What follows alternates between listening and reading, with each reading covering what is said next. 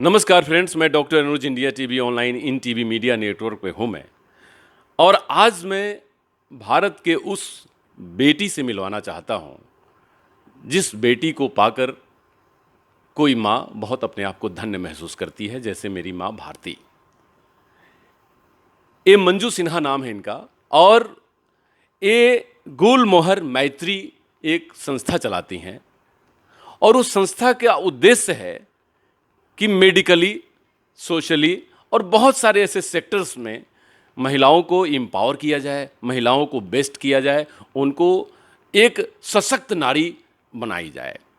तो आज जिस विषय पे हम बात करने वाले हैं उसमें है वीर नारी सम्मान समारोह, जो ये दिसंबर में करने वाली हैं। और उसमें एक गौरवशाली इतिहास जो हमारा रहा है 1971 वार 1971 वार के उन महिलाओं को या उन वार हीरोज को ये सम्मानित करेंगी। तो ये कार्यक्रम एक गौरव का कार्यक्रम है और ये कार्यक्रम एक बहुत विशेष कार्यक्रम है जो बिहार की धरती पे होगा, क्योंकि वो धरती जो बुद्ध की है, वो धरती जो चाणक्य की है, वो धरती जो बहुत विशेषता अपने आप में रखती है। तो आज ये अपने ही मुखारबिंद से बताएंगी कि वो कार्यक्रम क्या होगा और उस कार्यक्रम का उद्देश्य क्या होगा।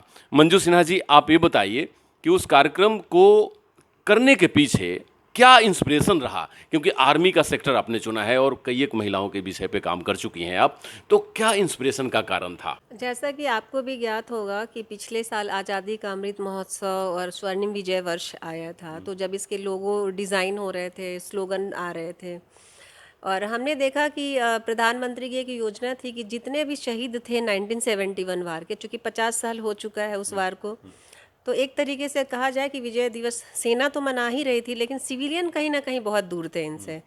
जब हमारी कुछ अच्छी चीज़ें होती हैं तो हम सेना की बहुत तारीफ़ करते हैं, लेकिन हम फिर भूलते भी और भुलाते भी देर नहीं लगाते।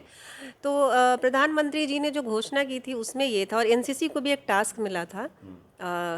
बीच में मैं बताना चाहूँगी कि मैं खुद एनसीसी की एक्स कैडेट रही हूँ, बिहार से मैं बेस्ट कैडेट रही हूँ और पिछले 4 सालों से मेरी संस्था एनसीसी के साथ जुड़ के उन कैंसर अवेयरनेस में एनसीसी के बच्चों को भी हम लेके आते हैं, उनको भी ट्रेंड करते हैं, उनके सपोर्ट से भी हम लोग भी काम कर रहे होते हैं।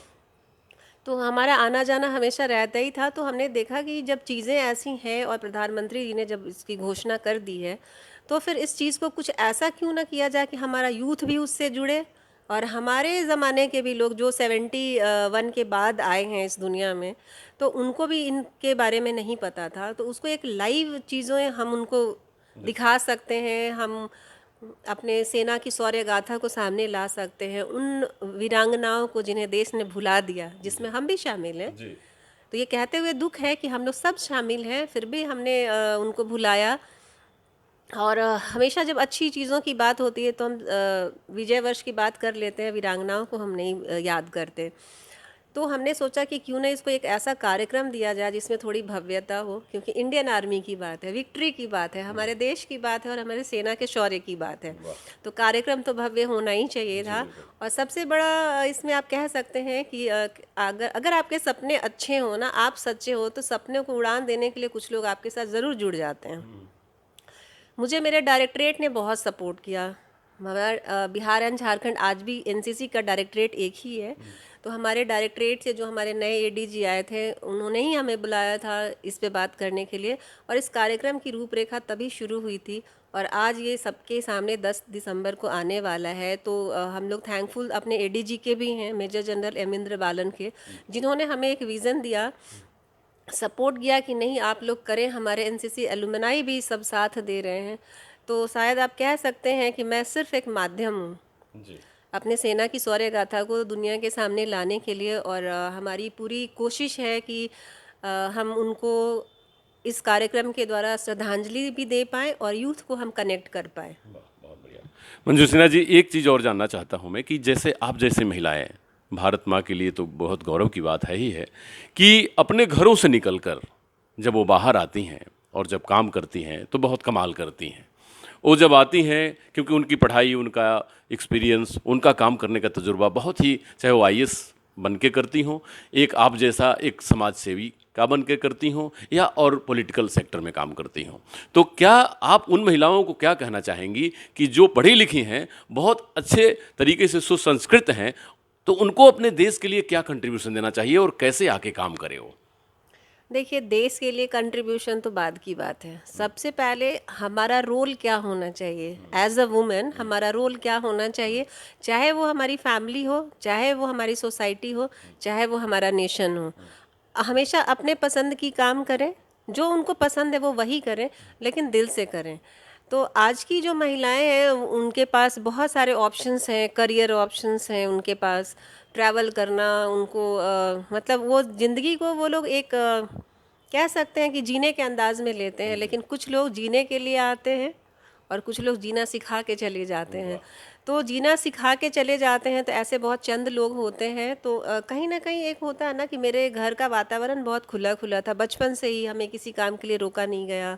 हमने अभी थोड़ी देर पहले आपको बताया कि खाकी वर्दी और हरी वर्दी के बीच में ही हम बड़े हुए, इसलिए मेरा झुकाव एकदम एनसीसी की तरफ था कि मुझे वर्दी पहननी ही पहननी है। तो जो आज की महिलाएं हैं कुछ सार्थक कर जाएं। ये आपका संदेश है।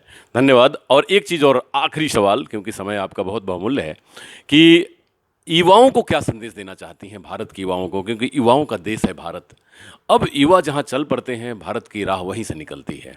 तो आप क्या कहना चाहेंगी पूरे देश के युवाओं को, क्योंकि आपके वर्ड से इंस्पिरेशन लेंगे और कुछ ना कुछ अच्छा करने का वो विचार बनाएंगे, विजन बनाएंगे? कहते हैं कि जिस ओर जवानी चलती है उस ओर ज़माना चलता है। वाह। तो जो हमारा यूथ है ना वो दिग्भ्रमित भी है। ऐसा नहीं है कि उन्हें पोटेंशियल नहीं है, बट वो दिग्भ्रमित है, उनको सही गाइडेंस नहीं मिलता है और कहीं ना कहीं वो थोड़ा चकाचौंध जो है ना वो उसमें फंस के रह जाते हैं।